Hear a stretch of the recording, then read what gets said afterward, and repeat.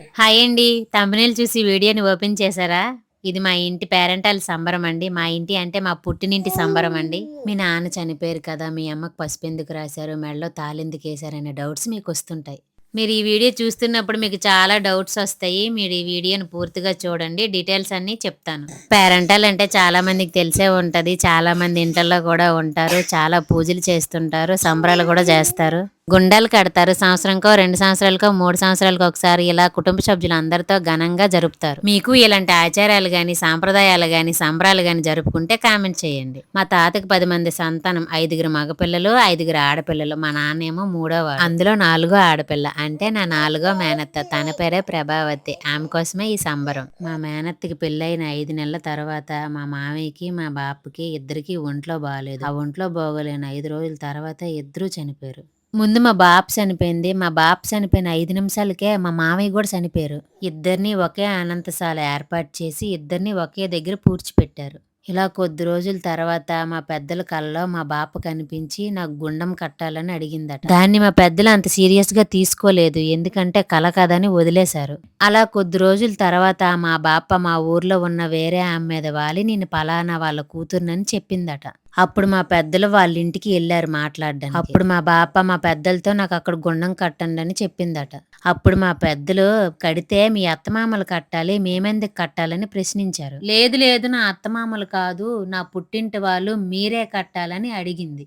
దానికి మా పెద్దలు దానికి ఆధారం ఏంటి? దీన్ని మేమెలా నమ్మాలని అడిగారు. ఇలా వేరే వాళ్ళ మీదకొచ్చి నువ్విలా అడిగితే దీన్ని మేమెలా నమ్మాలని మా పెద్దలు అడిగారు. దానికి మా బాప పలానా ప్లేస్‌లో ఒక రాయి, పసుపు ముద్ద పెట్టాను. ఎళ్లి చూడండి అని చెప్పింది. పెద్దలందరూ కలిసి మా బాపు చెప్పిన ప్లేస్‌కెళ్లి చూసారట. అక్కడ నిజంగానే ఒక పసుపు ముద్ద, రాయి కనిపించాయట. అవి చూసి మా పెద్దలందరూ ఆశ్చర్యపోయారు. ఇప్పుడు మా పెద్దలందరూ వచ్చింది మా బాపే అని నమ్మారు. ఏ ప్లేస్‌లో అయితే రాయి, పసుపు ముద్ద కనిపించాయో అదే ప్లేస్‌లో మా పాపకు గుండం కట్టాము. గుండం కట్టిన తర్వాత కుటుంబ సభ్యులందరూ కలిసి సంబరం చేశారు. కట్టిన తర్వాత వరుసగా 3 సంవత్సరాలు జరిపారు. ఆ తర్వాత నుండి ప్రతి 2 సంవత్సరాలకు ఒకసారి సంబరాన్ని జరుపుకుంటూ వచ్చారు. ఇలా వేరే వాళ్ళ మీదకొచ్చి వేరే వాళ్ళని ఇబ్బంది పెట్టడం ఎంతవరకు కరెక్ట్ అని అడిగారు. మన కుటుంబ సభ్యుల్లో ఎవరి మీదకు ఒకరి మీదకు వాలితే వేరే వాళ్ళకి ఇబ్బంది ఉండదు కదా అని అడిగారు. అప్పటి నుంచి మా అమ్మ మీదకే వస్తుంది మా బాప. మా కుటుంబ సభ్యులకి కష్టం వచ్చినా, సుఖం వచ్చినా అప్పుడు మా అమ్మ మీదకు వస్తూ ఉండేది. మేము అడిగిన ప్రశ్నలకు మా బాప సమాధానం చెప్తూ వాటికి పరిహారాలు కూడా చెప్తూ ఉండేది.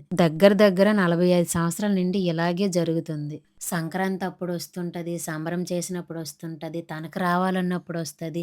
లక్షవారం రోజు కూడా వస్తుంటది. మేమేదైనా అడగాలన్నా అప్పుడప్పుడు వస్తూ ఉండేది. ఇలా మా కుటుంబాలనందరినీ కాపాడుకుంటూ వస్తుంది. మా నాన్న కొబ్బరికాయల కోసం కొబ్బరి చెట్టు ఎక్కి కాలు జారి కింద పడిపోయి చనిపోయారు. మా నాన్న చనిపోయిన తర్వాత మా అమ్మ మీద వాలొద్దు, వేరే వాళ్ళ మీద వాలమని అడిగారు. లేదు లేదు నన్ను ఎవరు తట్టుకోలేరు. తనున్నంత వరకు తన మీదే వాలుతానని చెప్పింది. భర్త లేడు పసుపు రాసి, బొట్టు పెట్టి, పుస్తులు తాడేసి, గాజులేసి, చీర కట్టి, మట్టెలు పెట్టి వేయడం ఇవి ఎంతవరకు కరెక్ట్ అని మా పెద్దవాళ్ళు అడిగారు. ఆ ఒక్కరోజే అలా చెయ్యండి. సంబరం అయిపోయిన తర్వాత అవన్నీ తీసేయండి అని చెప్పింది. అప్పటినుంచి ఆమె సంతోషం కోసం అలానే చేస్తూ వస్తున్నాం. ఎవరేమనుకున్నా సరే ఈ సంబరాన్ని చేస్తూ వస్తుంది. ఈ సంబరాన్ని శివరాత్రికి ముందు వస్తున్న లక్షవారం మాత్రమే చేస్తాం. సంబరం రోజున 9 మందిలో నీళ్లతో స్నానం చేసి పసుపు రాసి బొట్టు పెట్టి ఇంట్లోకి లోపలికి ఆహ్వానిస్తాం. లోపలికి తీసుకొచ్చి కొత్త చీర కట్టి పువ్వులు పెట్టి మెడలోని పసుపు తాడేసి కాలుకు మట్టిలు పెట్టి పారాని రాసి అలంకరిస్తాము. బూర్లు వండుతాము. ధాన్యంతో చేసిన నెయ్యిలో పళ్ళు పలహారాలు అన్నీ అక్కడ పెడతాం. అన్నీ తన చేతులతోనే దేవుడి దగ్గర అన్ని వడ్డిస్తది. ఆ తర్వాత తన ఒళ్ళో కొబ్బరికాయ,